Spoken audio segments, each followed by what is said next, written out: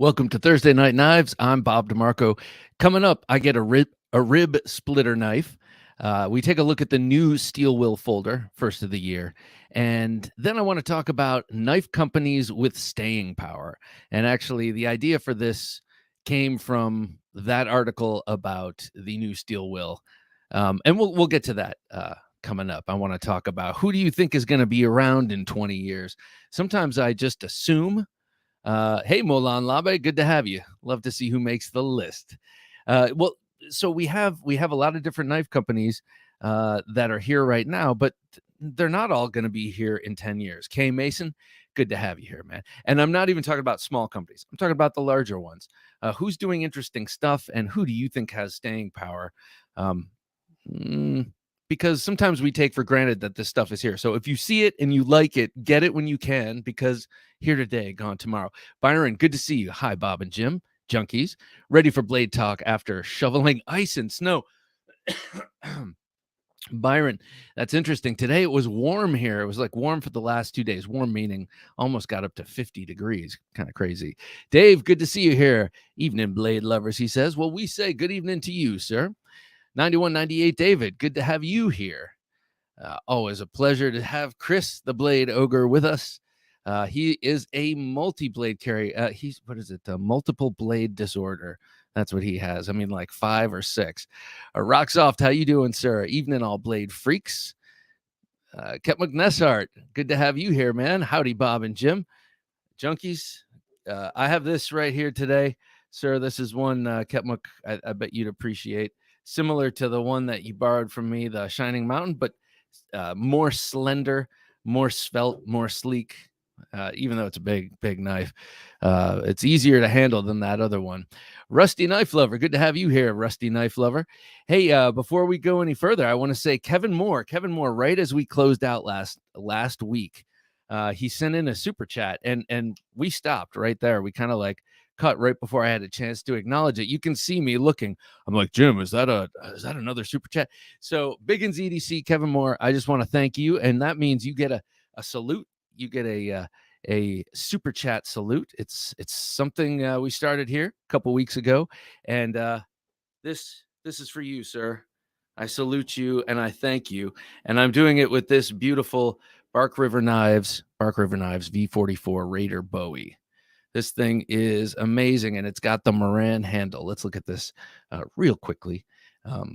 Very nice canvas micarta handle. That is what I salute you with, sir. Thank you so much, Kevin. I really appreciate the super chat from last week, and I wanted an opportunity to acknowledge it, as did Jim. So thank you, sir. On the Edge 72, good to see you. Evening, junkies, he says. Evening to you, On the Edge 72. What are you carrying? We will be talking about that in a few minutes, because every week we start off with a pocket check. But first, I'm standing at the door greeting my friends as they enter this party. Sean M, how you doing? Evening, gents. Looking sharp. This old thing. Rusty Knife Lover, good to see that beautiful blade, Bob. Yes. Well, thank you. That's a beautiful blade. I say thank you only because I had the good taste to select it. But had nothing to do with designing or making it. That's how you know something is good, when you're like, damn, I wish I wrote that song, or damn, I wish I designed that knife, or damn, I wish I made that painting. KF Boston, good to see you here. He says sick, and I'm agreeing with you. Sick but oh so sweet. Kind of like those good antibodies. Kep McNessart, I've been wanting to pick one up. I think you would like it. I think you can get a lot from that thinner blade. Not every big Bowie knife has to be a 1/4 inch. I do know traditionally Bowie knives are a 1/4 inch thick, and anywhere up to 10 inches in blade length, that kind of thing. But so this is a little bit different in that it's 8.5, or is this 9 inches? Now I'm curious. Yeah, that's a 9-inch blade.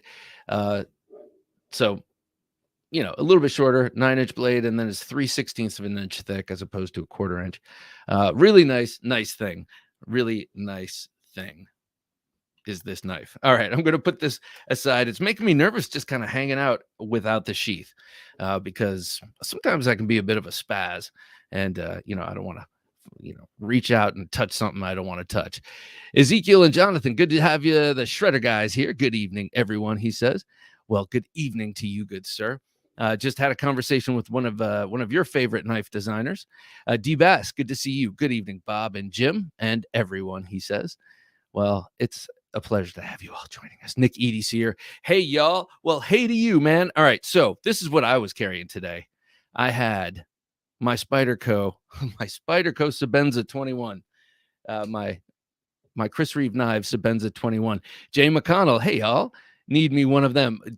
I am not going to disagree with you, Jay. I believe that every house needs certain things, and every house does need a stout and sturdy Bowie knife. And this could be the one for you, sir. They're hard to find at this point, though. But lurk around DLT Trading. They have a lot. They have a lot of Bark River knives, and they always have a lot in stock. Okay, so this is what I was carrying in my front right pocket. This absolutely beautiful Chris Reeve knife, Sebenza 21 with the black canvas micarta that was almost as gray as that blasted titanium handle when it arrived, and then very quickly soaked up my funk and got nice and black. And this is a knife that I dropped on the tip and had the tip rescued by Jared Neve, and he also put a beautiful hand done mirror polish edge on it. Oh my gosh, it's really, really sharp. And this knife has become one of my absolute favorites. And I fell in love with this knife all over again when I got the new edge on it, and then kind of fell in love with Chris Reeve knives more in general after this. And recently got that Umnums on, and I'm not ravenous. They are expensive. Not a ravenous Chris Reeve knife collector, but I could be, but I'm not, and I will remain not. I will get ravenous with other things first. I was just thinking I need another hinderer in my little herd. Oh, God, it's so nerdy when people say that, but, what is it? Nerdy is as nerdy does. All right, so this was my right-hand pocket. I always have something around 3.5 to 4 inches in my right-hand pocket in terms of folding blades. Okay, I also had a fixed blade knife, which I've been doing. I carry a lot of fixed blade knives. I carry a fixed blade knife nearly every day is what I mean. And today it was the JB Knife and Tool Ditch Pick, carrying it here in the waistband at the 3 o'clock position with a Discreet Carry Concepts clip. I love that clip. These things are awesome. I bet they're good for gun holsters too, but I can't be sure because I haven't tried that. But this is the knife. It is a really, really nice, very, very thin bladed self-defense knife. Ordinarily, it is Pical style, meaning sharpened on the back edge, but I opted to have this fully double-edged. I mean, why not if you have the opportunity? This is not a camping knife. I'm not going to be batoning with this or doing utility chores. So, I wanted to go full Monty with the double edge, and there it is. The handle shape of this is really, really excellent. And this is a high traction peel ply G10. But the contour here is just so perfect. So perfect. Like, supreme grip here. And just from the look of the other JB Knife and Tool knives, I think they all seem to really be a heavy emphasis on ergonomics, so you can hold on to these tiny, sharp ass blades. So very nice. Okay, lastly, K Mason says, I dropped my Tucson 329 Vandal. Ooh, just a bit of tit damage. 14C28N is tough. Not sure if I wanted to try to take it or send it to Jared.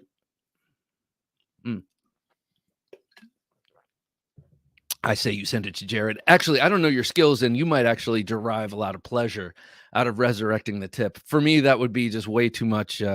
I don't really have those kind of skills, I gotta say. Unless I don't have those kind of skills. Okay, lastly, today I carried the Kubi Vagrant. This thing is cool. This thing is really cool. This was in the batch of knives that Dave sent a couple weeks ago, and I'm fostering this one. The others are all for giveaway in their turn.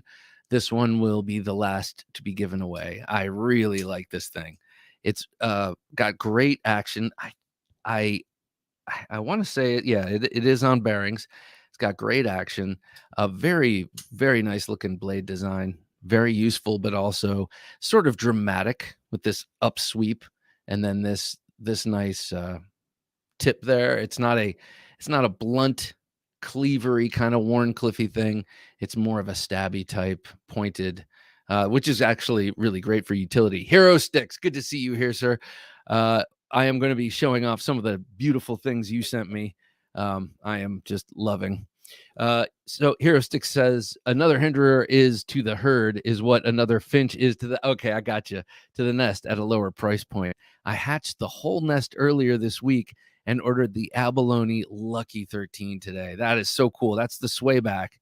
That's the new swayback, right? The Lucky 13, and coming with abalone. So nice.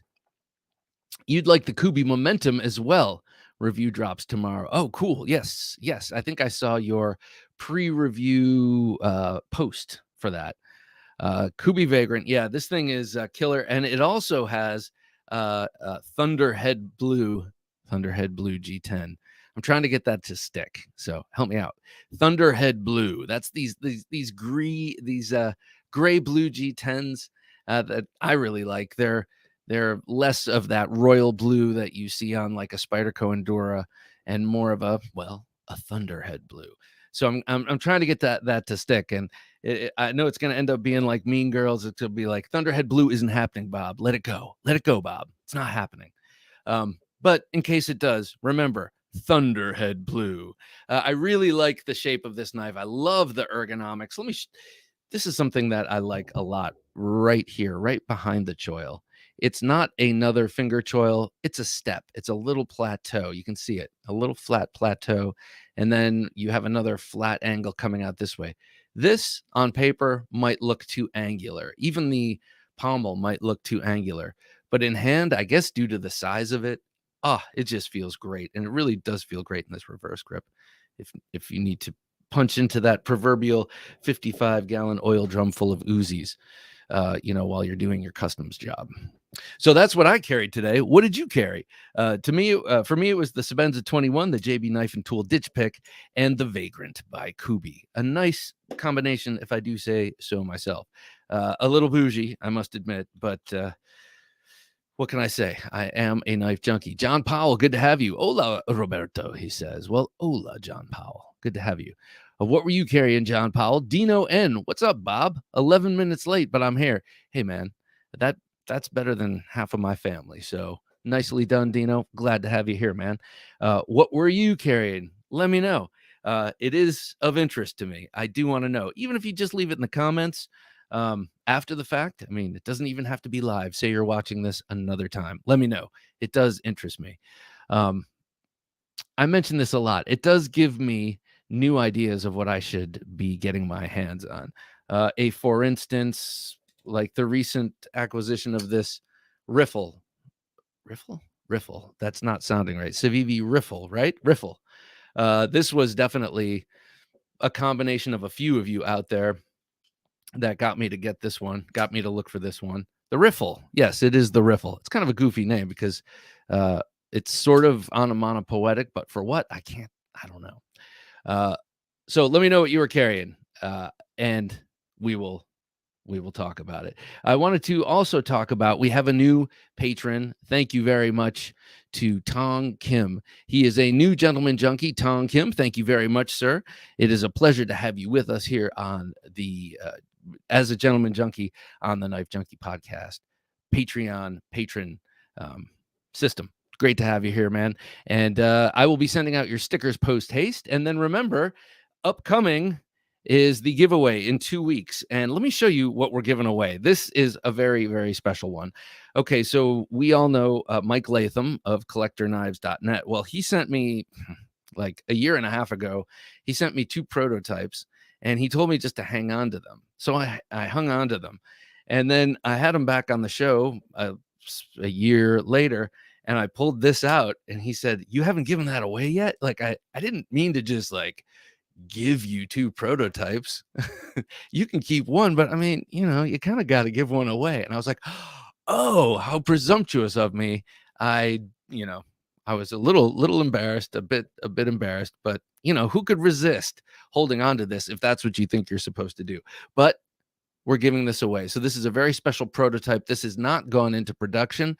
I'm not sure if it ever will, but this is made by Lion Steel Knives, designed by Mike Latham, who owns CollectorKnives.net, and it is his take on the Cheetah, the swing guard knife. The Cheetah is actually a branded model from Case Knives, but it's kind of like Kleenex. A lot of people refer to these swing guard lockbacks as Cheetahs. And the unique and amazing thing about this, besides the fact that it is in classical Mike Latham style, a traditional knife dressed up in modern materials and made from modern materials quite stoutly. But this knife, this swing guard knife, has something I've never experienced in a swing guard knife, be it automatic or lockback like this, and that is no play in the guard whatsoever. That guard is 100% tight and rattle free, and that thing is dialed in. I gotta say, I've opened and closed this plenty of times to prove that. This is an M390 blade, nearly fully flat ground, double pulls. You got to pull on both sides. Like I said, Lion Steel, very, very sharp. You have titanium bolsters, titanium liners, a crowned spine. I said M390, this carbon fiber, and bragging rights, because it is very unique. It's a prototype, and like I said, we just don't know if it'll ever get made. 3-inch blade, is that right? 3-inch, 3¼ inch blade. It's a really, really nice knife, capable work knife, and unique. It's definitely a conversation piece, and I have to say, like, this is a big one to be given away. So I'm glad he shed light on the fact that I was being greedy. So I'm passing this along to you. As I do that, it will come with this absolutely stunning, and I'm going to say it, delicious leather pocket sheath. I mean, this is just a special kind of leather. It is really, really nice. This is not one that he sells. I think this is one that he had made for him. Him being Mike Latham. So that is the Gentleman Junkie giveaway knife. The Lion Steel prototype. I'm very excited for that. That will be cool to give away. Keeping this on the desk, keeping it over here on this little leather pad where it's nice and safe. But I just thought I'd bust this out sort of impromptu and let you see what will be given away. Okay. Rusty had a Tucson Vandal. Nice buy. Love them knives. LTK, yep. And then Essie Azula, very nice. I like that Azula. And the Victorinox Camper Plus. Now tell me, is the plus referring to, is that like the X? Does that mean it's got scissors? I'd be interested to know that. On the Edge 72 says, today I carried my blacked out XM24 Swedge Spear Point in M390. What a nice choice, man. What a nice choice. And to salute you, it's like when the two Jeeps pass and they flick their lights. Here's the XM24 I got out this fine evening. I would love to have them all the XM24s. I mean, all of them, like even yours. No, I'm just kidding. I just love the 24. It's such a beautiful model. And like I always say, 4 inches is the exact length Hinderer needs to express the lines of his blades, if you ask me. Carried my Umnumzon Tanto. Love that knife in S45EN. Well, hello, Evolved EDC. Good to have you here, man. I love the Umnumzon Tanto. Very little experience with S45EN, though. The only one I have in that is the fixed blade Ritter Hogue. I don't know how I've missed a whole bunch of S45EN. I guess a lot of it is out there, but I've somehow missed it. 6-ply Maple. I like that name. I carried my Winkler Zev Tanto fixed blade. Got to get you into my life, Winkler. I really, really want a Winkler. I'd love to get the Winkler Syoc Tomahawk. That's my dream Winkler right there. But I also love the belt knife, and I love all of his knives. But I would love to get that Syoc Tomahawk. And that's a pretty penny. That's definitely a collector's item there. K Mason says, carried the Sandrin Torino carbon fiber. Oh, this is tip of my tongue. That's a clip point, isn't it? That's a clip point, almost verging on that Goody von Poppel Lion Steel. the Gitano, right? KF Boston says David Mosier Nessie. I love David Mosier knives. I think I freaked out when you mentioned it last week. Eustler Persian, I'm not sure what that is, and a Sasquatch by Steingraber Performance Knives in S60V. S60V. So have you seen the Lamia, his folder? Oh, good Lord. He's got a lotto that's going to be opening up. He's made 6 of these folders so far. Beautiful titanium frame lock folder, which we discuss, and he shows off in an upcoming podcast.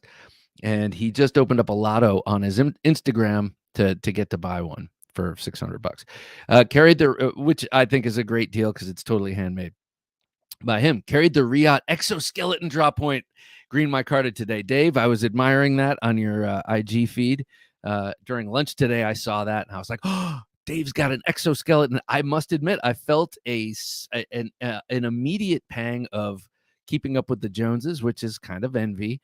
And then I immediately quashed it with my virtuous side and cast it out into the outer darkness where there's wailing and gnashing of teeth, and was no longer feeling that way. But that Riot exoskeleton in that setup you have, Dave, beautiful. I love that. There are 3 different blade shapes, and though one of them is double-edged, I like the blade shape you got best. Byron says, my carry today was the Menards snow shovel. Oh, okay. And Walmart ice scraper. Right on. But did the 50th anniversary buck 112. Oh, but did buy the 50th anniversary buck 112. Very nice. Is that one of the new? I mean, they just released a whole bunch of iterations of the 110 and the 112. I'm curious, Byron, is that one of those? Or is the 50th anniversary one completely different? Monterey Bay Knives Slayback, says Buddha Flash, in maroon micarta. Well, good to have you here, Buddha Flash, and maroon micarta. That is my love language right there, at least when it comes to knives. Manny Z, good to have you here, Manny Z. Hey, Bob and Jim and all, he says. Well, we say hello right back to you. John Powell says Griptilian with advanced weapons technology scales and BGM Lanza. That Lanza is cool, and I like the AWT scales on the Griptilian. I have them on my mini Griptilian, and they're boxy and kind of unrefined. They're older, like they're maybe 6 or 7 years old, but I really love them, and I love how they've worn around the edges. They look good, and they feel way better and balance out that knife than the original handle. That's for sure. Max the Maker, good to see you here, Max. Today I carried my PM2 and my first knife buy of the year, which was also my first GEC. Well, congratulations, sir. The number 49 with red jig bone, used to cut up food, and Swiss Army knife Huntsman, used to clip my fingernails. Okay. Huntsman's a good knife. I like the Huntsman. The number 49, is that one of the recent sheep's feet that came out? Let me know. Well, congratulations on getting your first GEC, or maybe congratulations aren't in order. Maybe I should say, a GEC. How do you like it? Michael Morgan, good to have you, Michael, here. Michael Morgan, good to have you here. Sativian ST109 bar lock with emerald micarta. Emerald, that sounds nice. And bronze hardware. So that's not just green micarta, that's emerald. So that means that sounds like a dramatic green. I like the sound of that. Speaking of dramatic green, I have two dramatic green knives right here in front of me. And I really do like the green knives. You know how some people have the blue thing? I think I have the green and the maroon thing, because these 2 knives are very, very, I don't know, bring me joy. This one, of course, on top, modded by the Knife Modders, Lindy and Richie. And then down here, this TRM has the GL Hansen and Son G-Carta green, I don't know, green and purple scales. Just cool and make me kind of, cheery. They're cheery to me. They're happy. Or verdant. Maybe green is a hopeful color because it means, growth. Whatever. Dino N carried the new Chavez and my Leatherman P4. So do you have the skull clip on yours, or did you opt for the secondary clip that you can buy that is not skull-ish? now that is on offer, I can no longer use the skull as the reason I don't buy that knife. Like, I'm kind of like a Seinfeld character. I don't know if any of you watch that in reruns or old enough to. I know some of you are old enough to remember it, but all of the characters like were so neurotic when it came to dating. It would be one tiny little detail, and they were able to just like cut the person to the wind. Because man hands, or she's a low talker, or one of those things. That's how I am with knives. It's a way to save money. Because I can get pretty impulsive with the purchases, and I love Chavez knives, but it was always that skull clip. I don't dig that motif, but I really like everything else. So now seeing that you can get it and avoid that motif, man alive. And I know a lot of people are like, suck it up. That's part of the design. And I get it. That's why I've never gotten it. Rusty Knife Lover. Good to see that you do have the riffle. Civivi riffle is my favorite budget knife for 2021. What does yours look like? I really like the micarta on my riffle, and I don't always like Civivi micarta. Protect Malibu, says Blame Dexter. Good to have you here, Blame Dexter. The Malibu is cool. Is it reverse Tanto or Warncliffe? Doesn't it have like two blade shapes that are maddeningly close? Or not maddeningly close in looks, but in definition. Jason Snedden, good to have Jason here. Emerson Tiger and Hinderer XM18 full spear point. So for pocket check, I have to pull my knives out of my pocket and put them on the table in front of me. So I have to put a knife in my pocket so I'm not sitting here knifeless. And good sir, I picked the same thing you did. Emerson Tiger. I love this knife. You'll hear me say that a lot tonight, I'm sure. Blade Ogre carrying the LT Wright band. Oh, I better take a sip of water, because Chris always has a list. Carrying the LT Wright Bandit. Okay, I don't know what that is. It sounds to me like a smallish Bowie. Let's see what that comes back as. Best Tech Tercel clip point tie. Very nice. First production, 4 of 100. I love when they number them. And Finch Lucky 13 swayback in abalone. Okay, so that was a 3-knife carry for Blade Ogre. That's too short than what he usually does, but I like, sometimes brevity is they say brevity is the soul of wit. So in this case, it's the soul of good carry, because you have all your bases covered with a fixed blade and then a very nice, modern titanium folder, and then something small for the sheeple. So very nicely done. Small and beautiful, though, with that abalone. Jay McConnell says, channeled my inner Bob today, carried my new XM24 Bowie. Nice. Bronze Anno and burgundy micarta. Yeah. Paired with a GEC 68 and Coco Bolo. My man, that is nice. XM24 Bowie, bronzed Anno with burgundy micarta. That sounds so good. And these new Bowies, I mean, I can only assume that the new 24 Bowies are the tri-way pivot, which mine is not. I think the last time they made Bowies was a very long time ago. It seems like. Nicely done. I'm experiencing like, gee whiz. Now I gotta.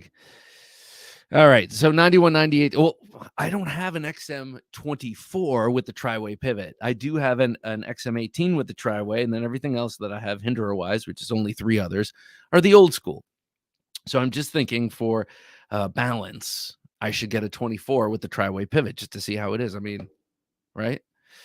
Got to know what I'm talking about, or at least pretend. 9198, David said, carried my Demco MG machine ground 8020. Nice. And Tucson TS 224 today. Don't know what the 224 is, but I have a newfound respect for it, because I love my 301. That's such a nice knife. And I've been carrying it a lot more than I even expected to. It's extremely useful. It's fun to fidget with. It's very, very stoutly, nicely built, and just a cool knife. So your 224, I will look that up. I know Dave, this old sword showed me a picture of a whole bunch of his Tucsons. He's got a nice little sub collection there.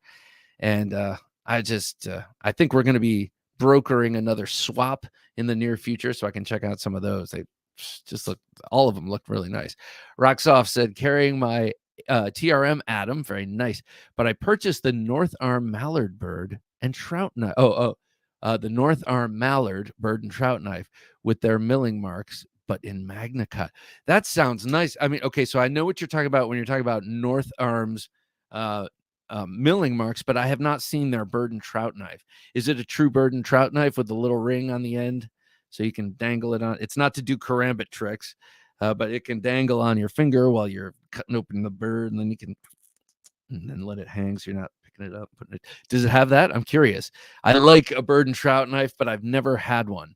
Only borrowed.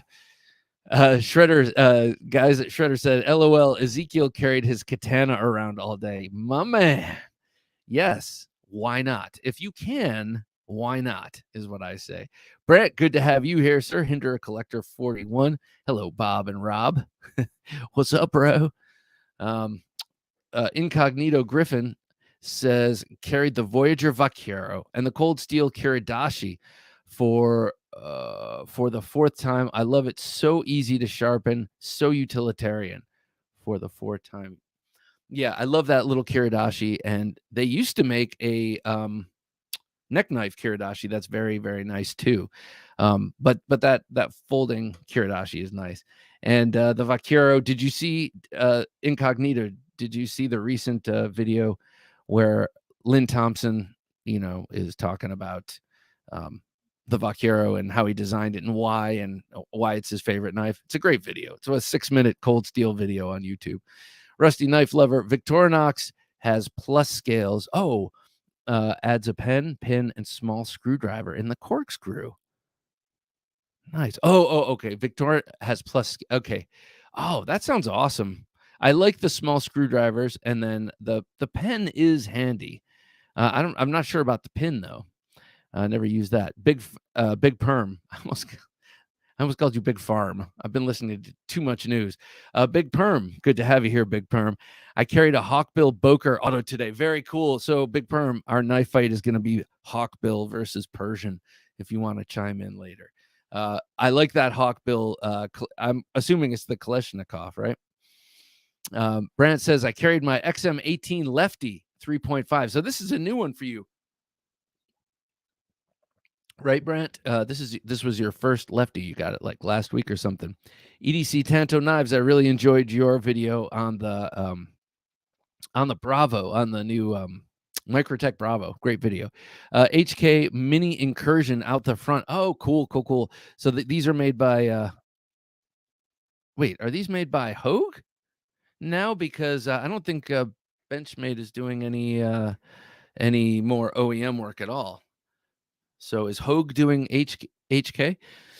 It's a Gungan says, well, good to have you here, sir. First of all, let's get that clear. Today's knife, Microtech Combat Troodon. Nice. Satin dual edge. Today's watch, Longines Hydra Conquest. Ooh, I don't know what that is. It sounds like a diver watch, which is cool. But when I was little, I had a serious watch fetish. I mean, I used to buy GQ magazine just to cut out the pictures of watches for the ads. I had a little file, by the time I'm 25, and Longines was one of the brands that I fetishized. Very nice there. And also nice choice of messer, my friend. Ketmuk Neshart says, carried a Finch Harvester in yellow bone. I do like that Harvester, and the yellow, I like the bone that they do on Finch. And a buck 55. Love the buck 55. Also, an Old Hickory Fish and Game and a green Eldris.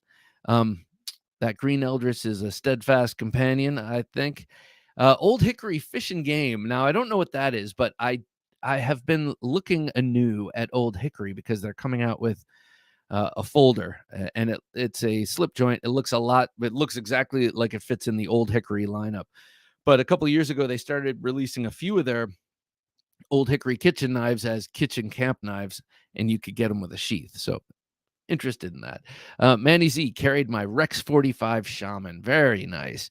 Very nice. I need to get a Shaman in my life. And those Rex 45 ones, don't they come with the natural tan micarta? Hero Sticks. Today's carry, Finch Harvester in Cocobolo. Very nice. And the Bob DeMarco Liberator. Right on. If you're wondering what that is, Oh, just out of reach. They're over there. Well, Hero Sticks, thank you, man. That puts some wind in my sails, sir. Those are those little G10 Pikal knives knives, get off me devices that I've been making. I have fun with them. Kane A, good to have you here, Kane. I carried my newest acquisition, the ProTech. What? The ProTech what? Which one? Is it the Terzuola? The tuxedo? I'm hoping that's what you're gonna say. If not, I'm gonna love it anyway, because anything ProTech is okay by me. Nick EDCer said, carry my shaman today, little native, and MKM Malga, in case I need a fork. A Malga. In case that's their multi-tool. The Malga. Saying that word, I don't know. It's one of those words that I'm not crazy about. Orange Peel, I'm sorry, Agent Orange Peel. Good to have you here, man. Carried my SMF today. And dropped it. She wasn't meant to be pretty forever. Okay, all right. Well, that sucks. That really sucks when that happens. I have butterfingers, man. Frequently, I'll drop a knife, but there is a certain freedom that comes with dropping a knife. It's like you said, not meant to be pretty forever. And luckily, it's not like a you know, Michael Walker masterpiece. It is a wonderful, expensive knife, but it's also hard use and meant to be roughed up. So, it's kind of like getting the first dent in your car. Then you're like, all right, fine. I'm going to drive this car for real. Chris McNair, good to have you here, Chris. Happy Thursday night knives, Bob and Jim. Thank you. Carried the 80 20.5 Shark's Foot and Bowie Minimalist. I do love the Bowie Minimalist, and I have the Shark's Foot. I do like the Shark's Foot. I have thought about this. I don't know what you think about this. I know Alex of the Knife Box channel has said, don't do it, Bob. Don't do it. But I would like to take my Shark's Foot, which is charmingly ugly. I got to say, the blade is charmingly ugly. And without losing any utility, only gaining utility, actually, thrusting utility, I would like to maybe do something like this. What do you think? Like something like that.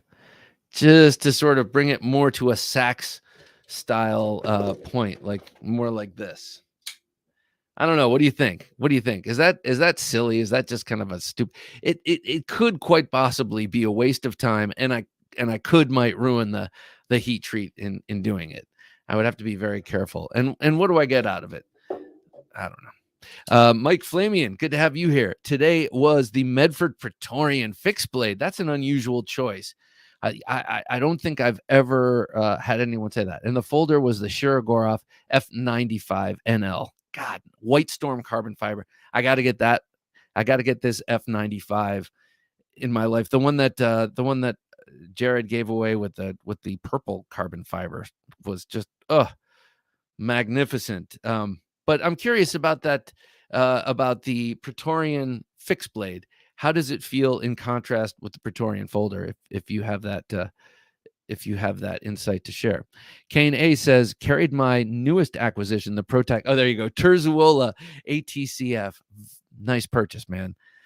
Probably the hardest firing ProTech thus far. And I got to say, just so beautiful. So beautiful. That Terzuola design is just gorgeous. Dino and Skull Clip, man. It came free with it came free with the it did. Came free with the plain clip. That's awesome. I thought that was an aftermarket purchase from them. That's really cool. That's great. But I hear you. You like the Skull Clip. Can't it would attract attention at my job. I agree 110% about the dumb Skull Clips. Well, I don't want to call them dumb, Six Ply. I just do want to say that they are not to my personal liking. But now it's like I said, now, gosh, man, I have the Ultramar. I've been eyeing that thing up forever.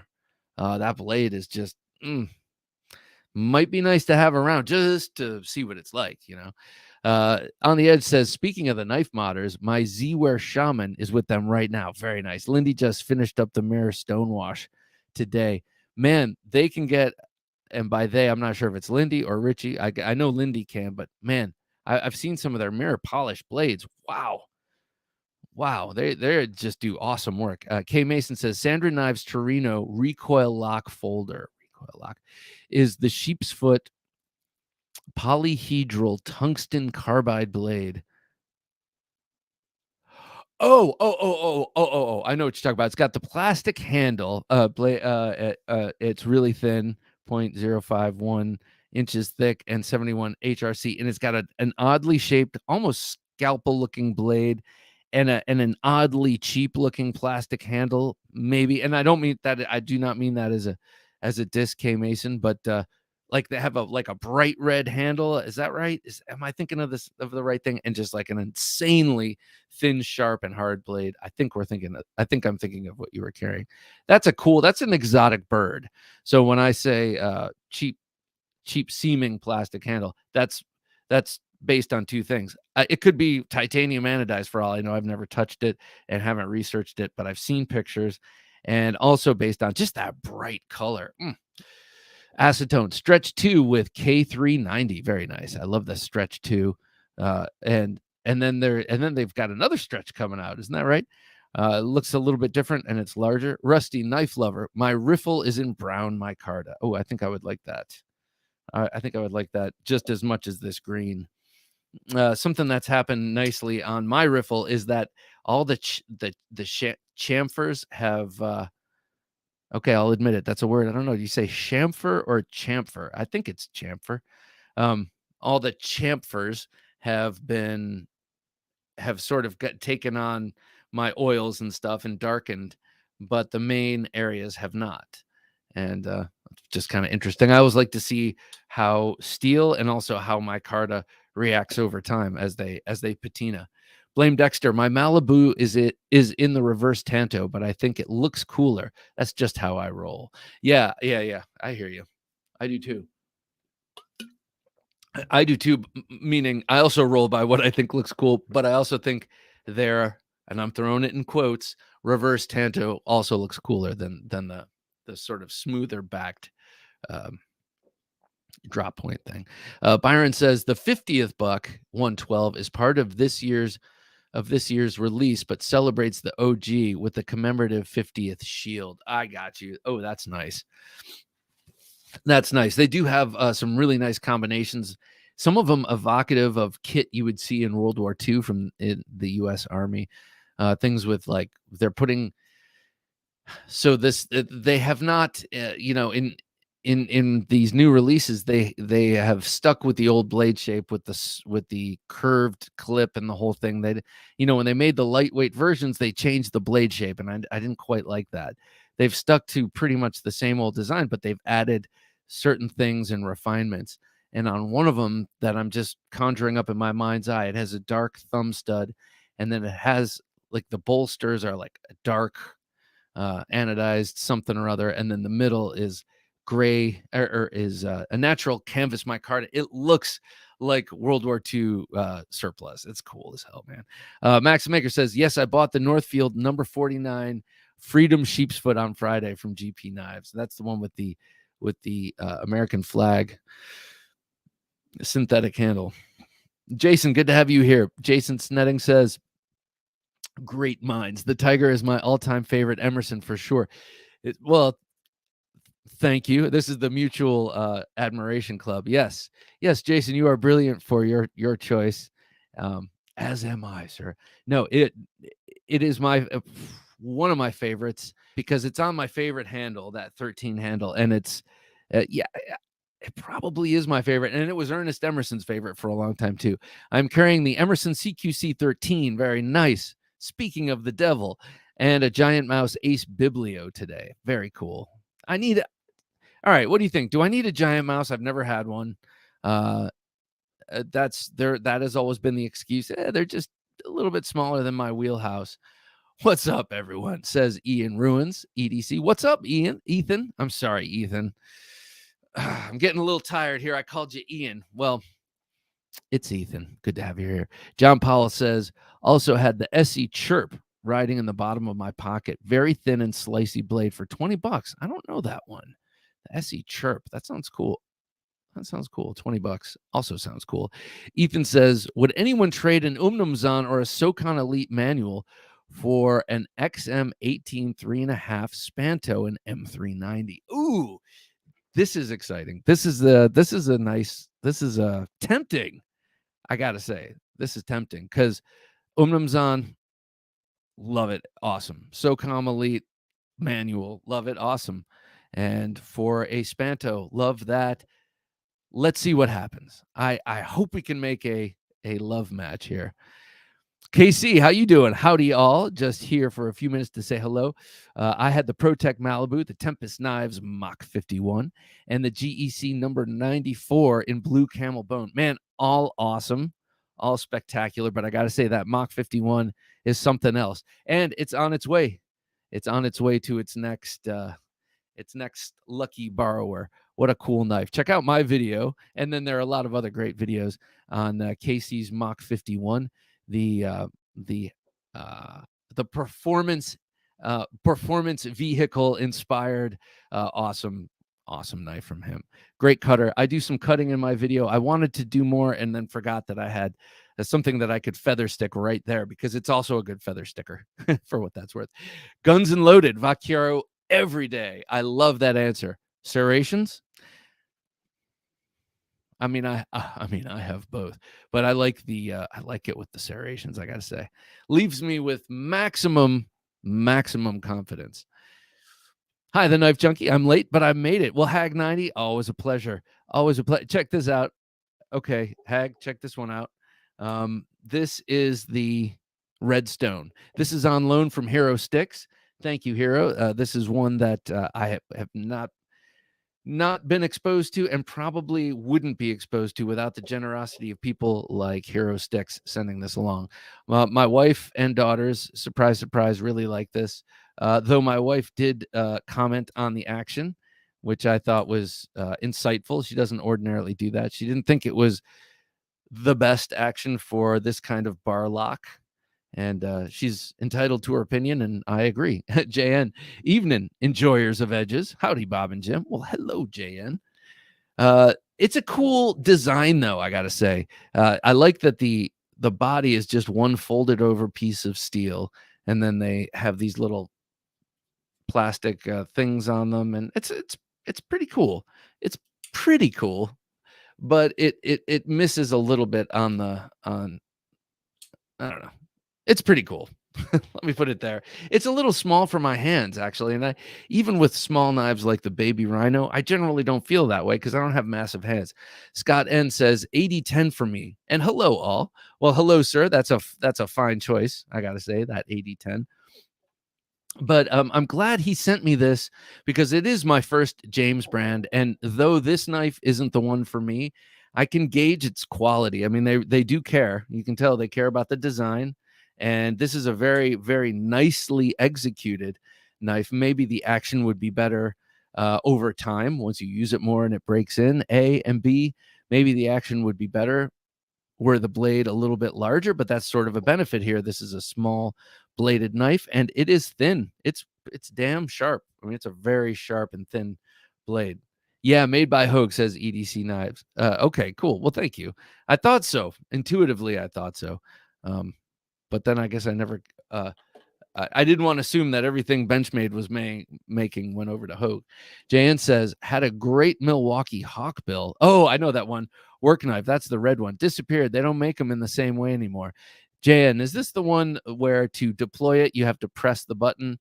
The button, it looks like a button lock, but you got to press the button and whip it out. And then it's a liner lock. If so, let me know.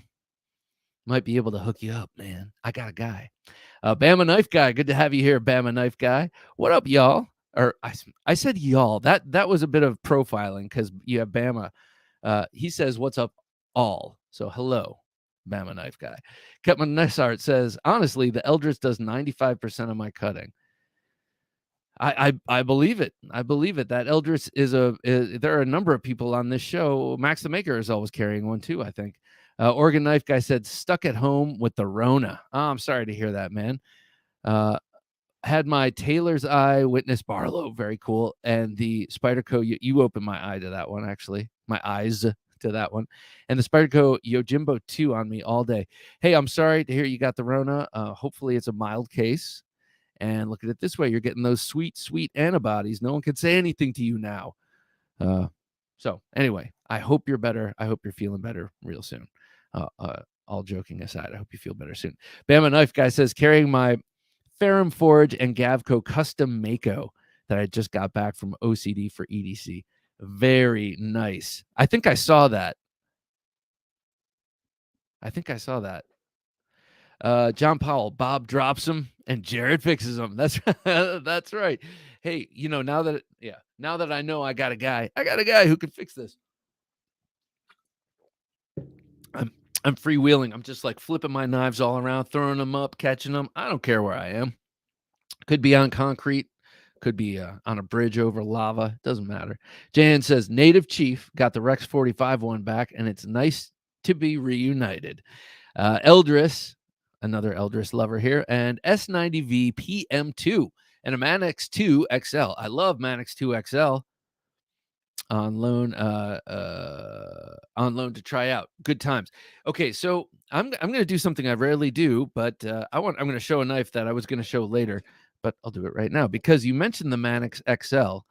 I want to show you this Summit Knife Company and Fox made El Capitan, and this comes to me also from Hero Sticks. This was in his 5-blade box that he sent me of just outstanding, cool offerings that I honestly wouldn't have thought to try out, like this one. And this one reminded me of the Manix 2 XL for some reason. That broad shaped blade. It is a totally different. It's a different knife. It's got a more of a pistol grip, a curved handle than a Manix, and it's got a differently profiled blade, but it's similar in that it's a very tall, fully flat ground shearing blade. This thing is pretty damn cool, and I gotta say, it's almost too big, almost like for my hand anyway. I mean, and then I can Spidey flick it, give it a little wrist, nudge out the blade, but without any wrist, let's see, can't really do it. I mean, I guess I could if I kept working at it. But this is on phosphor bronze washers. This is G10 on this side with a titanium lock side. And here, I like the way they did this. This is the pocket clip, but it swaps over to this side, and you have a filler tab there, but it's a circular filler tab, and it looks just like the pivot. And I like that sort of symmetry in the handle. I like that sort of design. Very, very comfortable knife. This is D2. It's designed by Tommaso Rumici in Italy, made by Fox Knives. I have yet to. Okay, this is something I'm going to do when I didn't want this to color. I have a feeling this is a very expensive knife, but I don't know. I'm guessing it's in the $250 range, so I guess that's not very expensive. But for a D2 knife, I have a feeling this is quite expensive. So before I do the video on this, I will look it up.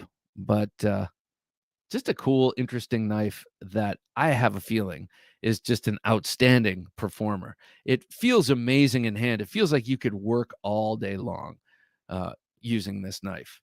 And I think part of that has to do with the broadness from spine to belly here of the handle. It's nice and broad because it is nice and thin here, but I believe that broadness makes it just And that blade there, yeah, that's like a solid, well, it's like 3.8 inches. So just a big pocket knife, and you feel it when it's in your pocket. Not the weight so much, not the weight, but the girth, not even the girth, the wideness in pocket. Like you can't reach past it to get change or anything like that. But you're like, Bob, I don't carry change because I live in the 21st century. A credit card will slip right by that thing. Okay, so this is why, okay, hang on. Okay, K Mason. I thought the same thing about the 20.5 shark's foot. Keep it cool dunking it in water, but would have to get the stone wash again. Oh, yeah. That's right. Yeah, I don't think I'm going to do it. I just don't think I'm going to do it. It's too expensive for me to be messing around with and modifying it. I mean, Hag90 says TS 265, very nice. Just because I'm in that TS kind of mode these last couple of days. The RS Kiradashi, the red folder by Bastinelli, awesome. All sharpened on CC4. The red folder. I just put up a short. I think it went up today. I was at my friend Ian's martial arts school. He loves the red folder. He lost his and he replaced it with the Bastinelli Alpha 1, which is the red handle with a drop point recurve. It's basically like the red knife, but with a recurve cut out of the blade. It is so cool, man. I love that knife. So nice carry choice there, sir. Kevin Moore says, evening all. Here a bit late. May have taken dull for an answer. Okay, so Kevin, we started this show by saluting you because you very generously gave us a super chat last week, right after I closed out the show. So I didn't get a chance to salute you. Now I saluted you at the very beginning of the show, but since you weren't here, you didn't see it. So I'm going to salute you again, and I'll do it with the same knife. So here you are, Kevin. Thank you so much for last week's super chat. It's greatly appreciated. And here is your salute, sir. And I did it with this Bark River Knives V44 Raider Bowie. It's like their take of the Marine Raider Bowie, and it's got the nice sculpted canvas micarta handle. It's called a Moran style handle after Bill Moran, the knife maker. So thank you very much, sir. It's greatly appreciated. And I'm glad you checked in with us because now I knew I had you in person. Bob, look into Sandrin knives. Mine has a carbon fiber handle. Okay. Okay, cool. Yeah, they're fascinating. They look like those are knife guys' knives. Like they just seem very special. They seem like the kind of knife that someone in the know knows and would know is a great knife. I got a couple of new Sativian knives. That's how I roll. Very nice. I got a new Sativian. I'm going to show that. Tim Simcoe. The 8 is my favorite Emerson, but fingers crossed I'll have an Emerson Persian from the OPS man tomorrow. Okay, I'm sure I missed out on that drop because I remember when it happened and I was like, I don't have the money. I just cannot spend that money right now. And I just knew, I was just like, I can't even pay attention to this because it's only heartbreak. So I want to congratulate you, sir. I hope that comes tomorrow, man. Six Ply says, I just bought the number 35 of 50 Tools for Gents edition Fox Radius. That's cool. In lava fat carbon. So the Radius has the that opening, that sort of contained opening mechanism. It's a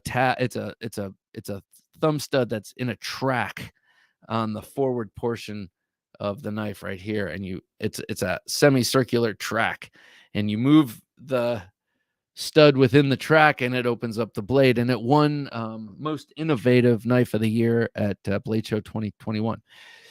Okay, so Tools for Gents Fox Radius in lava fat carbon. That sounds super cool. The mechanism is super cool and unique, but I'm not crazy about how the lock button feels in hand/thumb. Pretty though, so pretty though. Sometimes Six Ply, if you can deal with tying up your money in it, sometimes the beauty is worth it. And I say sometimes, which for me means a lot of the time. Even when I've been, well, I've changed this. I've changed this, but even in the past when I've been irresponsible with money, that's been the case. Got to tell you, Bob and Jim, really enjoyed your recent discussion with Treddy. Great stuff. He is cool, man. Treddy's a cool guy. I've been following him for quite some time. He's kind of, I'm almost seeing him as second generation royalty of the knife knife YouTube reviewer thing, assuming we're in the third or fourth generation of that. And I consider it beginning in 2008 with Nothing Fancy. That's kind of how I time this thing in my mind. But anyway, thank you. It was a great conversation. He was fun to meet. And I love these conversations I have with people in other countries. They take place at a different time. We're interviewing them at a different time. And It's always just interesting to get the perspective of people living outside of this country on knives. Dan Satermo says, Dan, I'm not sure if I welcomed you before, so if I didn't, welcome, sir. That knife looks like something my 3-year-old would be trying to get her hands on. Oh, this one right here? Yeah. This is one that I always show my ladies new knives, when I think they'll be receptive. And this one, I knew they'd be like, oh, that one's kind of cool. And they did like it. And it would fit your 3-year-old's hands, no doubt. Kevin Moore says, my carry, left pocket. This is how you break it down, people. Left pocket, Spyderco Roadie, and rule number 9, challenge coin. That's always carry a knife, right? Right pocket, blue Benchmade bug out with orange Victorinox with orange torch. Bug out with orange Victorinox with orange torch. Oh, torch meaning flashlight. Okay, so you had an orange flashlight, an orange Victorinox. All right, you were matchy. You were part matchy, and then you went contrast with the blue knife. I like that. Dave, good to have you here. Dave Evade. Dave Evade. Not sure if I'm pronouncing that right, but Dave, it's a pleasure to have you, man. Howdy, folks, he says. Howdy back to you, sir. It's a pleasure.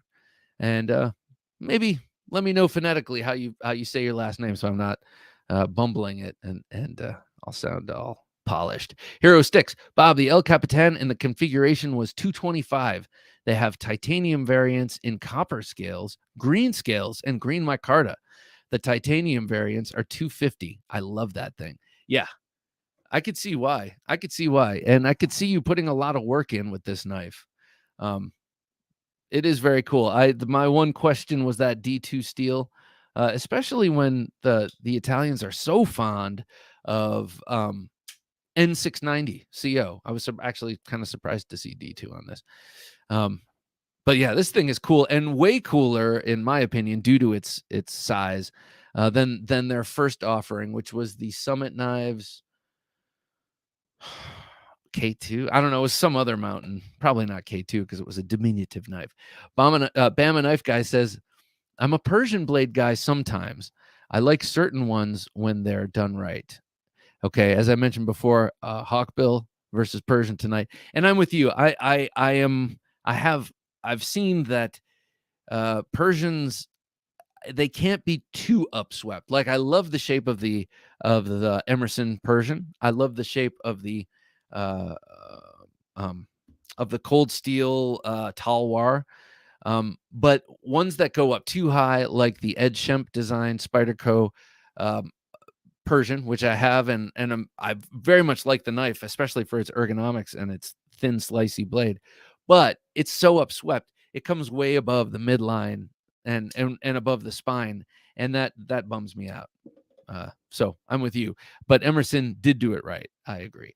John Powell says, I'm an Emerson A100 kind of guy, very simplistic and utilitarian. All right, I'm gonna split hairs with you. Don't say simplistic. Say simple, because when you say simplistic, I think John, you're not simplistic for liking an Emerson A1.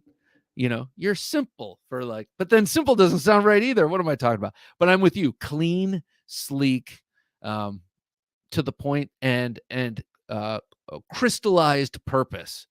I'm with you, man. David, actually, you're the first person who got it right. What did I say? Evade, I think. Dave, evade. Okay, cool. Well, thank you, man. Mike Flamian says, Praetorian fixed blade and S35VN 3.75-inch Tanto. That's PVD is super comfy with the Kydex scabbard. It's super legal to carry. Interesting. I wonder. So I would bet that the fixed bladed version of the Praetorian has a different balance and feel. Naturally, it's going to. I had the 3.75-inch Praetorian, and it was the one with the G10 hand. I can't remember what they call it now, but the G10 on the show side and the titanium on the lock side, and it was quite slender. And it felt a little too slender in hand. So I would love to feel what this fixed blade feels like. I bet it's got all the awesomeness of the blade, but a nice fuller handle. Hero Stick says, Treddy's accent is awesome, and his customs. Dang, I know, man. I know, but he's got some really nice knives. He's got some very fine taste. Got to run later, Bob, and all. Well, KC, great to have you here, man. And well, I'll talk to you real soon. Take care. Go check out KC's Kickstarter so you can buy and get on the books for the Mach 51, his incredible new design that is being made by QSP in contoured titanium handles with orange peel and that super unique thin and slicey blade and M390. Go check it out. It's really awesome. And also check out the video I did about it. And then there are plenty of others out there too. Everyone seems to be digging it. So go check it out before it's all snatched up. Well, I'm sure he'll make more after you snatch it up, but go check it out. Okay. So all of this, the thing I wanted to ask you about is which companies do you think have long-term staying power? And I'll tell you why I'm asking this question. And it has to do with the first Life Knife news story. I'm jumping around a little bit, but the first thing we talk about in Life Knife news tonight is the new steel will knife that they're releasing, that they're showing the world. It's called the Warbot. The Warbot, like war robot. And it's a D2 liner lock G10.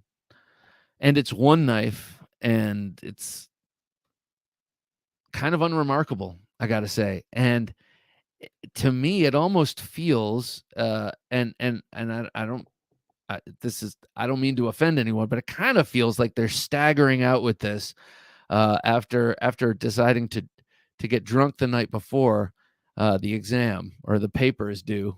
I shouldn't say that. Skip the getting drunk part, but they waited till the last night to write the paper or design the knife or come up with a new idea for 2022. And it's just kind of like, here, it's this one here.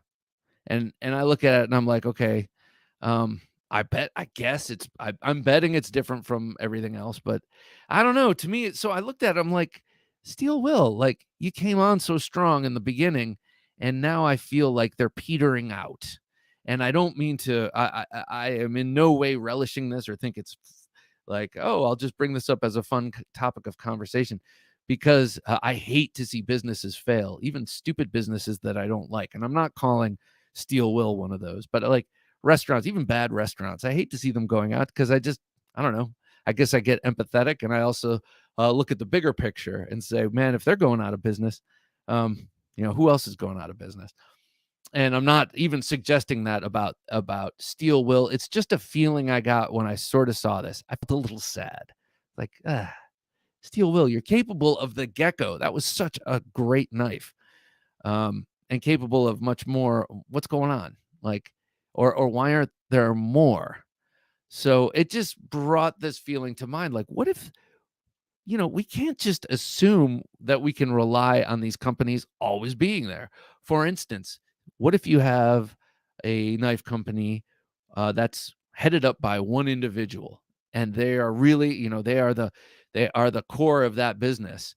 And then when they age out, so let's say Emerson, what if Ernest Emerson ages out, decides I'm done making knives, and what if none of his sibling or none of his offspring or no one wants to buy the knife company or whatever, then what happens? It just kind of goes away. And that's what happens with businesses all the time after long runs and everything. So now, so as I was thinking about this and starting to feel, sort of sad or whatever, I started thinking, am I emotionally manipulating myself so that I'll go out and buy as much as I can, thinking, well, Hinderer might not be here next year, or we don't know, the state of things now.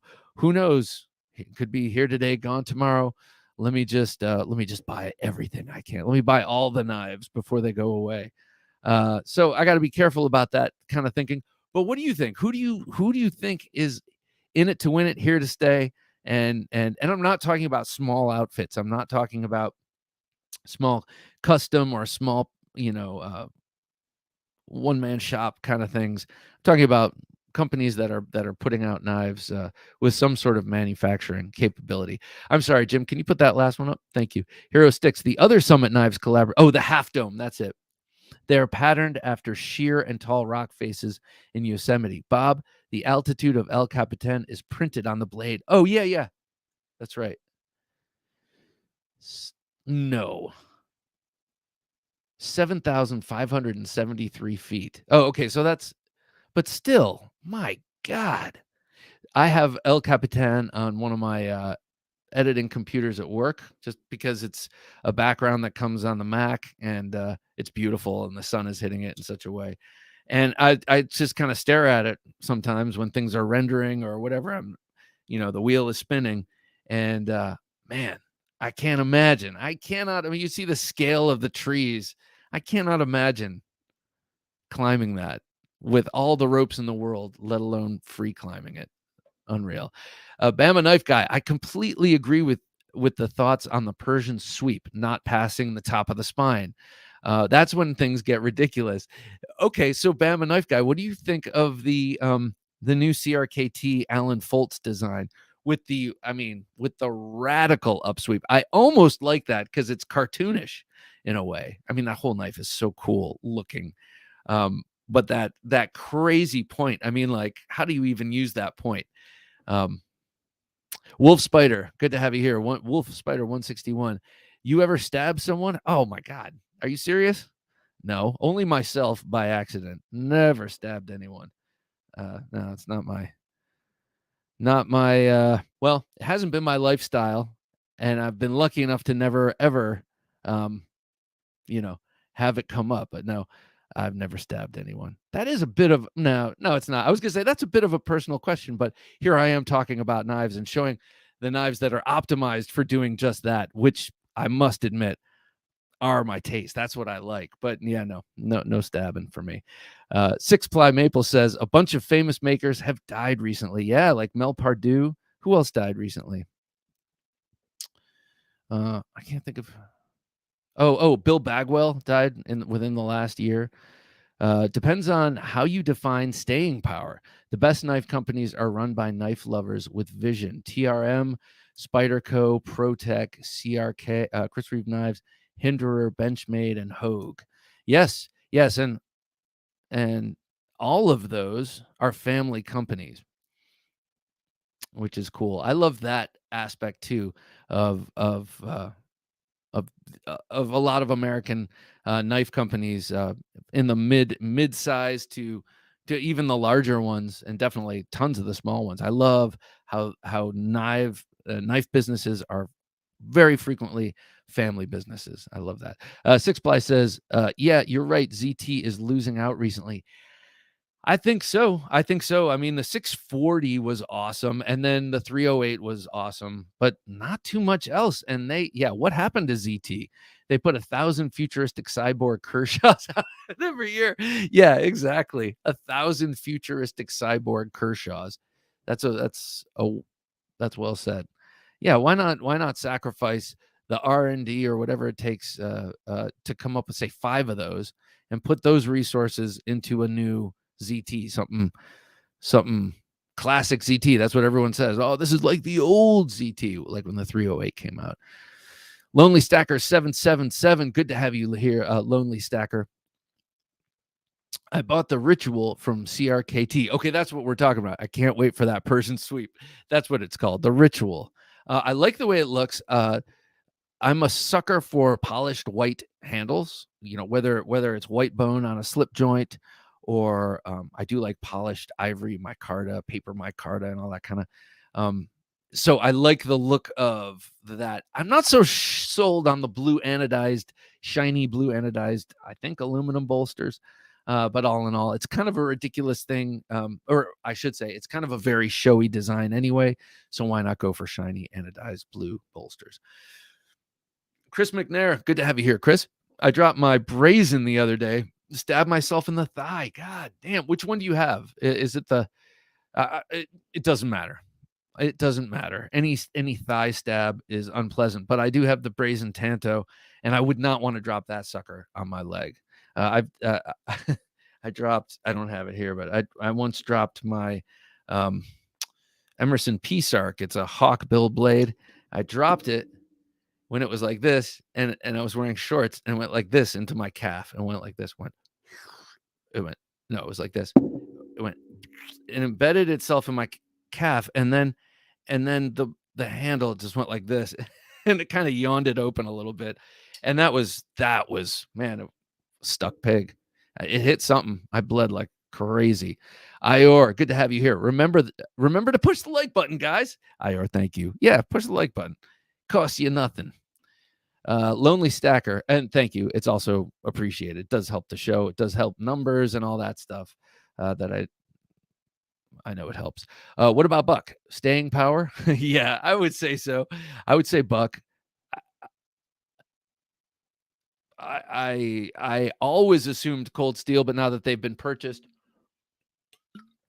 by GSM, now SOG has been purchased by GSM, so they'll probably stick around because they've got a lot of corporate backing. Case knives, I believe there is always a place for case knives. Real steel or steel will? Steel will. I don't know.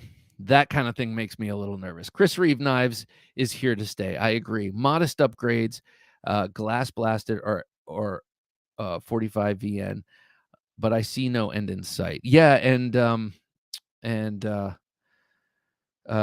Chris Reeves' son Tim has taken over the business and is killing it with his mom. She's still helping run it too, and he's got he has got the will and the desire to keep perfecting the lineups they have, and he also has a desire to slowly but surely innovate and come out with new models. And that's how you got to do it with a company like Chris Reeve Knives. You can't just decide to start dropping a whole bunch of knives. You just can't. After years of taking time perfecting model after a couple of models, you can't just go all Civivi on them and drop like 7 different things. Hero Stick says, weirdly, El Capitan came out of the same time Free Solo did, but there was no cross connection in terms of celebrating the connection. Could have been cool cross marketing. Oh yeah. Oh God, I haven't seen Free Solo all the way through, but it was on TV when I was at one of my wife's cousins. It was like a family gathering. There's like 1 million people around, and it's one of those sort of buffet things where everyone's grabbing, sitting wherever they can and eating. And I'm sitting here trying to eat, and I'm watching this, and yeah, some of that is so harrowing that you can't help but pucker up just sitting in a chair, 500 miles away watching someone else do it in the past. It's still harrowing. Chris says, despite being fairly new and small, Finch has some good staying power with their distinctive knives like the 1929 and the Holiday, etc. I would agree with you. They have a passion, and their business model allows them to kind of keep updating with their designs. I don't know how it works in terms of I don't remember how many models they make per drop, but they're always in a cycle where something new is coming out. I think they have the business part of it down, and they definitely have the design part of it down, and they're having them made through a spectacular OEM who's doing a beautiful job. So I'm kind of with you, and they're also young men. Yeah, because they're younger than me. They're young men. They're like 45. They're like babes in arms. They have another 45 years to be doing this. So I'm agreeing with you. Byron says, in my opinion, I'm more excited to see smaller blade makers take their operations to the next level. Yeah. I think that's very cool to see. That's something that I talked about with Chris Stroop, and he's going to be coming on the supplemental to talk about a couple of new knives he has coming out.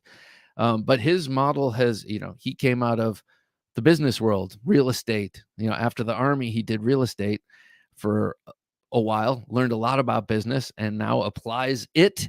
And I don't know if he would say this, but from what I observe, sort of a military style discipline to growing his business. I mean, and he takes great joy and pleasure in it. So I too, like you, like seeing people kind of work up to that next move. We can all feel a vicarious thrill from that. Hollywood Tactical, good to see you here, sir. I wondered if Steel Will shot themselves in the foot by spending so much time and resources developing the new lock for their Tasso. Good thought. And it turned out underwhelming. Yeah. That is a good point.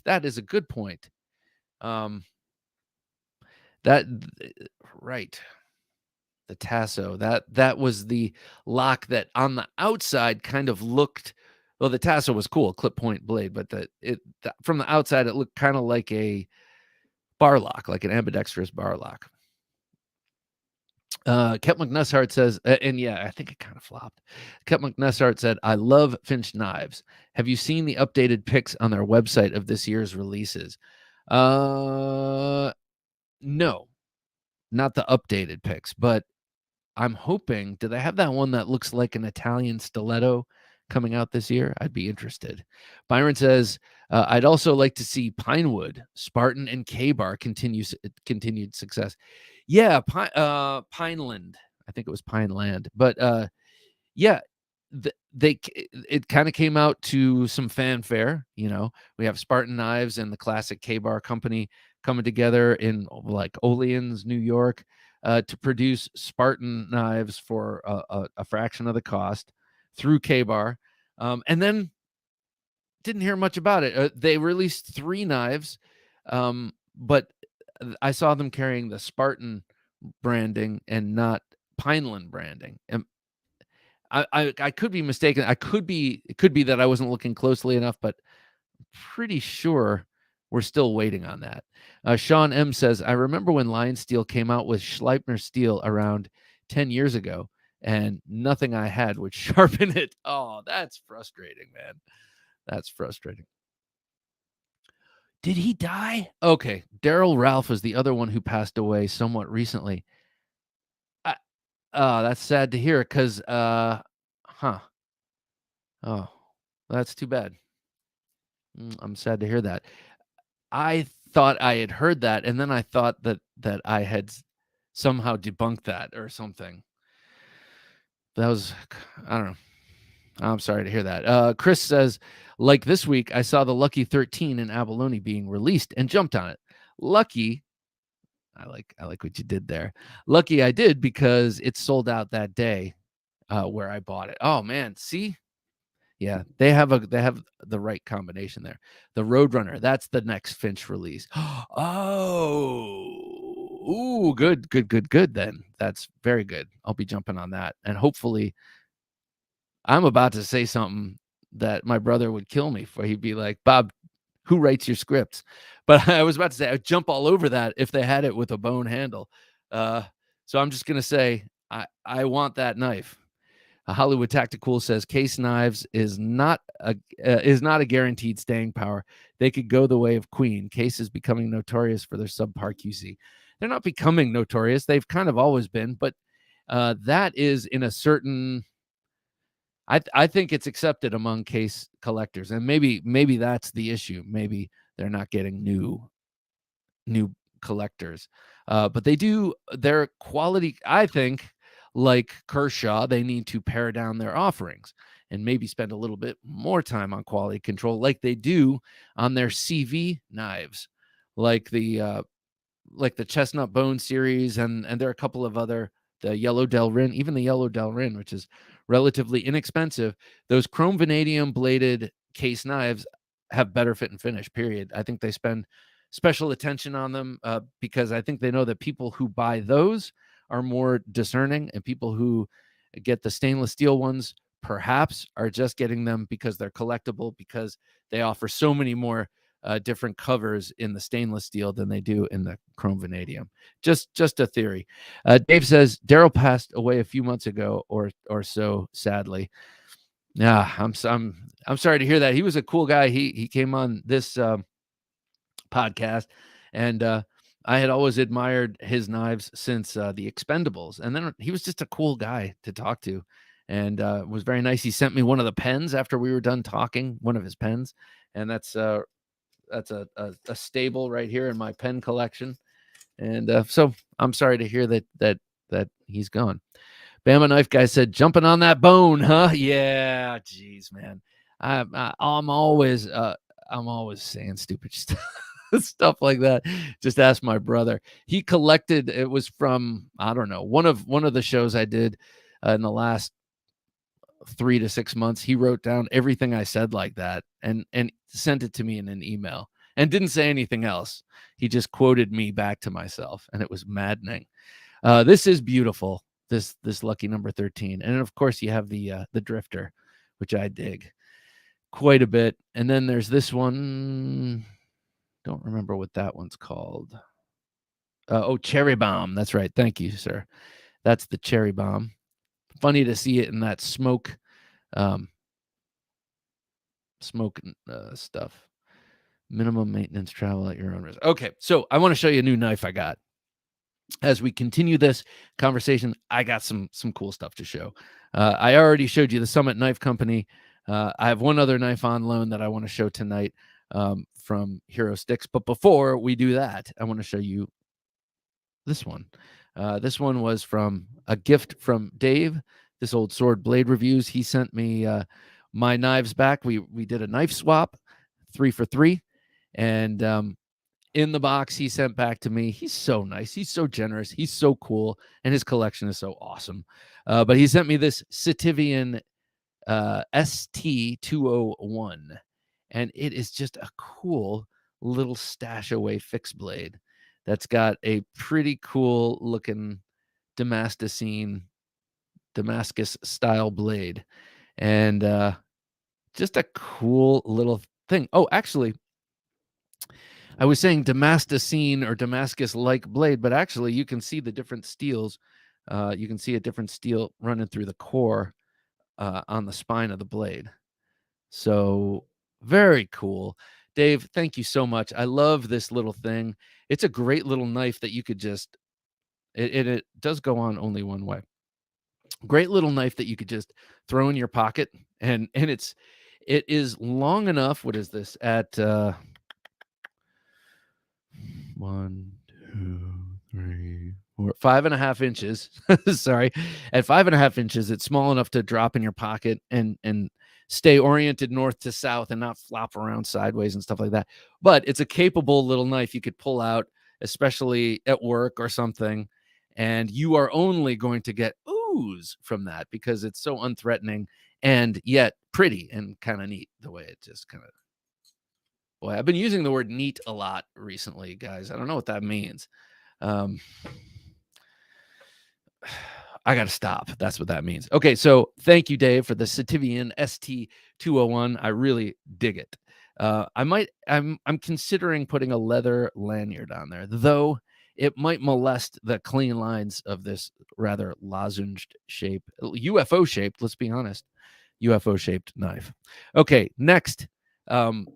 This is one that I got on Blade Forums. Great price. And a guy who I found out lives close-ish. 6-ply. That is a perfect woman's handbag knife. It is, except the problem with that is that 6-ply, it'll stay shut through pressure.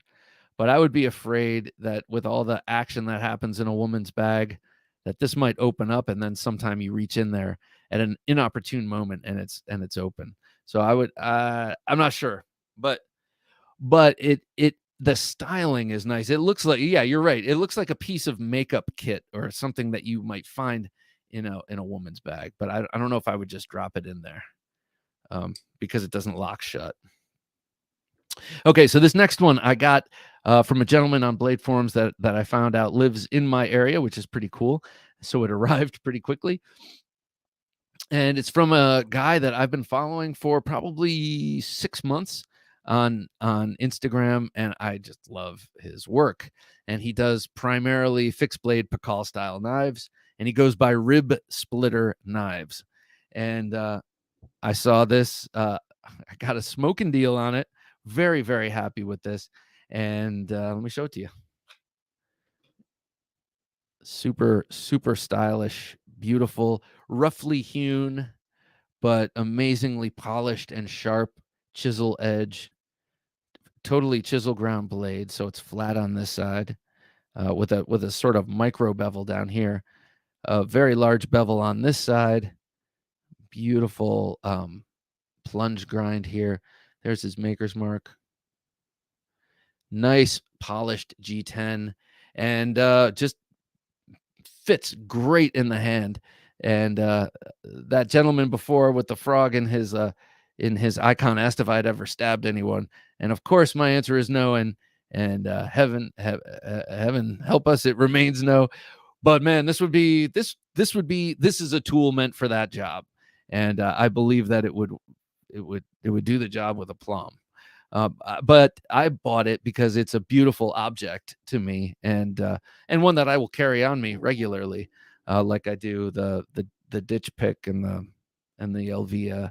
I just If you're going to carry a knife with any inkling of self-defense, probably best idea is to use something that you have the most confidence and familiarity with. And to me, it's this kind of knife in this kind of grip. But all that aside, I love the beautiful, roughly hewn-ness nature of it. I got to find out whether this guy forges these or exactly how he gets that look. I think he does, but I don't know. He comes out with weekly drops now on his brand new website called ribsplitterknives.com, I believe it is. I like the name Rib Splitter. It's very, very nice name. So the sheath is one of the best ever. One of the best ever, especially for this kind of difficult blade shape. It is perfect. It is absolutely perfect. It's hard to get. Sometimes kydex and curved blades can be a problem. You have to be very careful with the angle of approach and how you slide it in and then how you lock it in finally, because sometimes you can actually poke through the sheath like I did with this one. It's so sharp and so fine that dude, the rib splitter, says Hero Sticks. Yeah. Yeah, I love it. I need a Pakal, says Hollywood Tactical. Yeah. Hey, do it the cheap way to start. Get the Victorinox fruit knife, put it in your toaster oven, bend the handle a little bit, wrap it with some cord. It's a way of life. Does anyone know what that's from? Does anyone know what that's from? It's a way of life. It's from a song. Let me know if anyone out there knows what that is. I'll give you a t-shirt. 6-ply, and you can't look it up. You cannot look it up. If you do, that's really bad karma. And you know what? I'm being presumptuous that someone would go through the effort just to get a t-shirt, but it's a way of life. 6-ply Maple says, very pretty. I like the solid. Oh yeah, me too. These pins are beautiful. They're like brass. Very. I'm with you. Everything about this knife is very pleasing to me. Does look like forge scale. Okay. All right. I was really thinking it is too. It doesn't look faked, and this guy seems like he's not the kind of guy who would fake it. I don't know how else to put it. He does a lot of weekly video with his new knives, and they all seem pretty salt of the earth, but very, very nice fit and finish on this. Bob, have you seen the Sword carcass splitter? Oh, it's for work, officer. I have not. I do admire the name though. Carcass splitter, and I like Sword. I have the Sword. What is that? The Von Temsky Bowie, which you could use to split a carcass, no doubt. That thing is a beast of a knife. All right, last up in the state of the collection. Last up right after this thing. Oh, you got Rib Splitter up? I don't know. What is this? Oh yeah, look at these Pakal style knives he made. Look at this one. Like I gotta get some more of these into my life. I like this one, and this one that I bought is relatively different from the other ones he makes. This one that Jim just pulled up is more is more like his usual profile in handle and blade, and just cool work. And then like purple Delrin handles. How I like the cognitive dissonance of a really pretty, swirly, kind of dreamy handle on a really nasty implement like that. I think it's I like the contrast. Look at this one. Yes. Thank you. Please and thank you. Just a beautiful knife. Hollywood Tactical, get that one, man. You got a perfect place for your thumb on the top. You've got that sort of Tiffany blue handle. This one's double-edged. Jeez, oh, Pete. All right. Well, keep your eye out on Sundays. He does his drops on the website. I think it's early in the morning. So keep your eyes peeled, and you can find him on Instagram. Lastly, and again, thanks to Hero Sticks, I have, well, even before I get that, I just want to show, last week I showed that he sent this very extremely, incredibly awesome XL Synapse, and I just wanted to show it in comparison with the regular Synapse that I own. And I think I mentioned last week, I love the color of this red G10. It's not like your regular red G10, or it's not like your regular red like on this iPad or this case here. It's more of a tomato red. It looks like tomato. It looks like San Marzano tomatoes that have just gone through the blender. So it's got that going for it, but it also has everything else going for it, like Vero Engineering. I'm so digging this. I think I would love to get one, and maybe at some point. No, I'm not. I won't get rid of this one, but at some point, I think I have to make it a point to get an XL. Very nice knife and heavy. It's a chunker for sure. All right, last up. This is the one I was about to get to. This thing is so cool.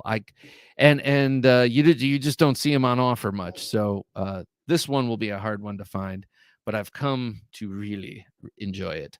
This is the Something Obscene Company J-Cape.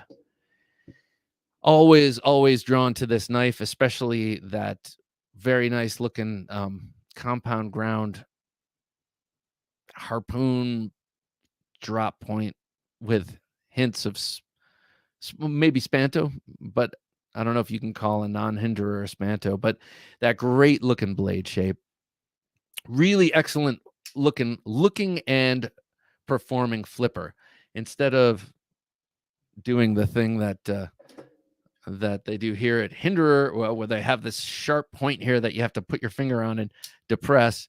This is a backward facing point, like Ferrum Forge does it like this, and Something Obscene Company. I love this right here.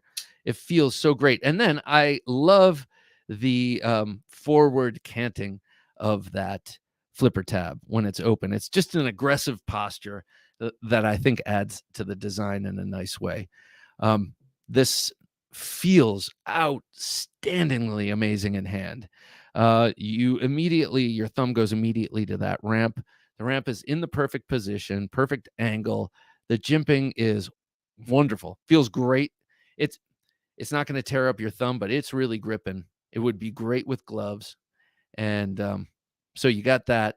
And then this handle shape down here at the bottom is really amazing. You have an overall flaring out and then a plateau here. So this is the deepest choil, and then it raises up a little, and there's a little plateau, and then it raises up for a peak and then comes down slightly, and that's where your pinky lands. And this just feels so sure in hand. It's one of the most comfortable tactical style modern knives I've ever held. I love this thing.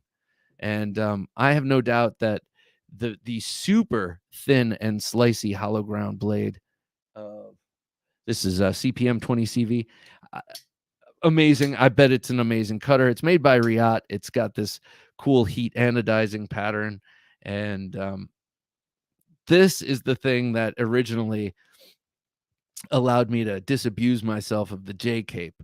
And that was the lightning clip. I was like, well, I don't like the lightning clip, so I'm never going to get that. Good. I can mark that. I don't have to worry about raising money to get that damn knife. But I wish I had, because having it in hand makes all the difference. Gorgeous knife. Blade grind reminds me of a Chavez. Yes. And interesting that having this knife in hand, and we were talking about Chavez and the skull clip before, and realizing, oh gee, this clip, which in pictures I really didn't like, is totally just fine in person. Like, I wonder if I would feel that way about the skull clip now, and if I've been willfully missing out on awesome knives over the last years. So glad I could get these in your hands. Well, thank you. I am too. I got to say, I am too. This J-Cape, wow. I really, really, really dig it. Cool thing about access to the lock bar here, if you look at it in straight in profile, you can't see they're at the same level, but just the way it's jimped and the width of it remains the full width. You know how oftentimes it'll thin out right here. It remains full width, and with that jimping, it works great. What's this? There are a couple of pre-orders out there for J-Cape minis at River's Edge Cutlery and what's Walk something knives.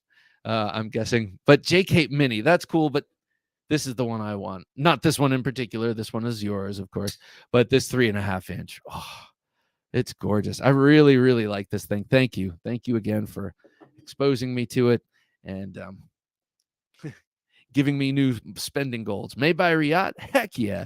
They do A+ work. I agree with that. I just found the lava carbon fiber version at St. Nick's. I might have to buy it. I might have to buy one and send you the bill. St. Nick's. I'm going to have to look there. Way of the Knife. Way of Knife.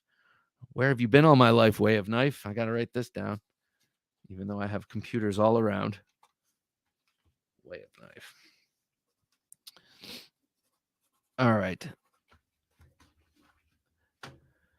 So let's see here. What was I going to say? I want to have this knife, and I will have it. It will be mine. I was just saying thanks. Thanks, Hero Sticks. Greatly appreciate it. Okay, knife news. I talked about the steel will, and that's what sort of got me going on this whole, something wrong with you, steel will? Why aren't you talking? Oh, nothing. I'm fine. Yeah, but you don't seem fine. You're quieter than normal. What's up? What's up, Steelwell? Nothing's up. I'm just getting ready for a big second quarter release. Leave me alone. Okay. All right. All right. I'm sorry. I don't mean to always be needling you, but Steelwell, I want you to come to me if you have issues. I want to know. So Ontario Knife and Tool reveals its 2022 lineup, and it's exciting because it's very fixed blade heavy and kind of some very interesting blade shapes here. Now, the star of the show looks like it's going to be this Rat 6, squarely between the Rat 5 and the Rat 7. It's a 5.5 inch drop point with a really nice choil and light micarta handle scales and a blade shape that's much more acute and tactical looking. I will say it looks more slender and fighting profile than we've seen from the rat style knives, which have been drop points that are more like the SE, like the Hunglisses and that kind of thing. Big broad drop points. So I do like the shape of this new one. Of course, we recognize that handle. That looks just like the Rat 5 handle and the Rat 7 handle. And then look at these weird things, these two utility knives. One of them is a utility go bar, Rat 3 go bar. And so you can see the Rat 3 handle. I'm sorry, I did not just say yous can see. I didn't mean to. I think I did, but you can see the Rat 3 handle. But these crazy blade shapes, I love them. They're chisel. So they have these sharpened forward edges, which I think is kind of cool. And I'm sure it's very, very useful. But you could also,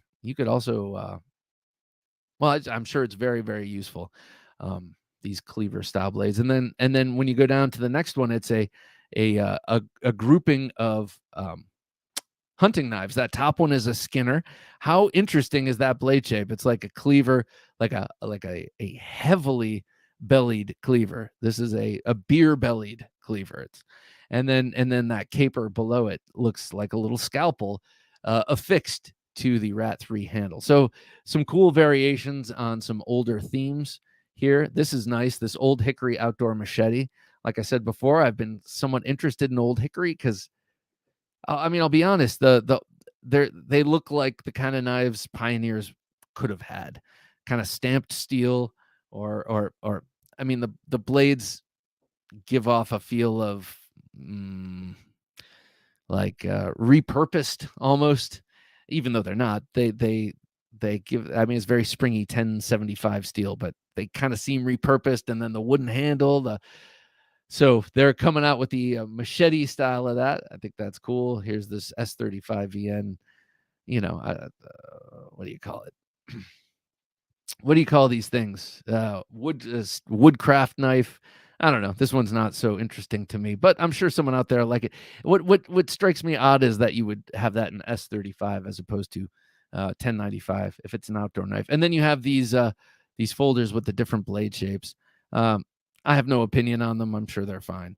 But I do like the very top the fact that they're digging back into the rat models and coming up with a new size in that rat 6, and then some variations on blade shapes. So kind of cool stuff from Oklahoma, from Ontario Knife Company, kind of sticking to what they're good at, and who doesn't like to see that? All right, well, ladies and gentlemen, we are coming up to the end of this here broadcast. Hollywood Tactical says I EDC'd my Stat Gear Pocket Samurai again the other day, and then unexpectedly went to steak dinner. I love when that happens. They brought out a serrated butter knife, and that little thing went through the steak like it was butter. Surprised. Yeah, there's nothing worse. It's like, hey, I'm about to pay, good money for this piece of animal flesh. That animal just unwillingly, albeit, sacrificed its life for this meal, and the butcher spent time cutting it up nice, and now you're going to hand me, and the chef did his work or her work, and now you're going to hand me this dull serrated, wet handled, loosely fixed blade to saw this thing up with? I don't think so. Luckily, I have any number of knives on me that can do the job. In your case, the Stat Gear Pocket Samurai. Pretty cool. I have a sub collection of pry bar type knives. Well, these new Rat 3s might be right up your alley, man. All right. So I think I'll save Hawkbill versus Persian till a time when I'm actually arguing with someone. And now that I'm thinking about it, I think we did do Hawkbill versus Persian, but if not, I think it's a good pair up. I was also thinking Warncliffe versus Persian, just kind of going for opposites, because they do all have their benefits, obviously, or they wouldn't have been created. Miss a past Thursday Night Knives? Watch the replay at TheKnifeJunkie.com/Thursday. Also, if you want to find show notes or just check out the shows, you can always enter TheKnifeJunkie.com and then / the episode number. That's why we read out the episode numbers. Coming up on Sunday is episode 290, and it's with Alex Steingraber. This is the second time he's coming on the show. He came a couple of years ago, came on the show, and we talk a great deal about his new knife, the Lamia, and he shows it off quite a bit, and we get a good look at it, opening and closing, and you can hear that detent, and man, I think he's headed for the stars, that guy. I think his stuff is awesome. I love the shark. People have been saying that the Sasquatch is awesome, and I have no doubt that his folder is going to be outstanding. And he's another one of these guys who takes business very, very seriously. So look for that. That's on Sunday. Thanks for the good night, Bob and Jim. On the Edge, great to have you here, man. Thanks for joining us, as always. Ior, thanks for another great show. Well, thank you, man. Thanks for coming. Always good to be chatting with my knife friends. Blade Ogre, good to have you here. Another great live, Bob and Jim. Good night, everybody, he says. Good night, sir. Chris, I expect to see 5 knives on you next time. I mean, David Evade, have a great night. Enjoyed the show. Well, thank you, Dave. Thanks for showing up. It was a pleasure. Always like meeting new people. Byron Kennedy, thank you, sir. Thank you. Good to have you. Good to have you with us. Hero Sticks, night all. Hero Sticks, a hearty thank you again for these great knives. I'll have them another week or so, and then I'll get them back to you, sir. All righty. Thank you. And I want to also thank Jim, of course, just slaying it behind the switcher. Slay King. You slay King. Buddha Flash, good night, sir. And good night to all you. Thanks, Jim. And for any of you who don't know, I'm Bob DeMarco saying, until next time, don't take dull for an answer. Bye, Stoolie J. Kept my Desert.